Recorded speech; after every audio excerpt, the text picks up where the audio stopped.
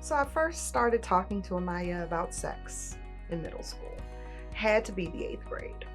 I believe that it was an instance where Amaya had curious questions about things that friends were saying and things that friends were doing.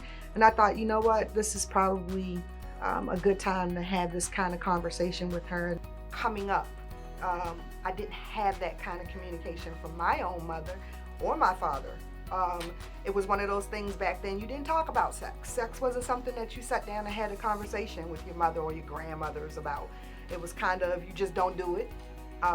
You wait till you get married, that's when you do it. And I think that if I had that line of communication, that I would have made uh, a lot of choices I would have made differently. So when Amaya started talking about these feelings she was having, and the first time she came to me, like I said, she was a little afraid. I said, Amaya, you know what? From now on, when you have a question that you need to ask me and you are afraid to ask me, you just come to me and you say, Mom, I need the no judgment zone. And when you walk into that no judgment zone, I am going to cut off the television. I am not going to answer my phone. We are going to sit down and quiet, and I'm going to look you directly in your eye, and anything you tell me or anything you ask me is going to be honest. I found that once I did that, more questions were coming, more concerns were coming.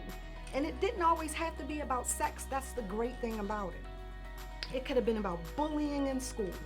It could have been about grades. It could have been about anything, but I made this space for her. Looking back, I'm glad I had these conversations with her. I'm proud of what she's doing today and the choices she's made.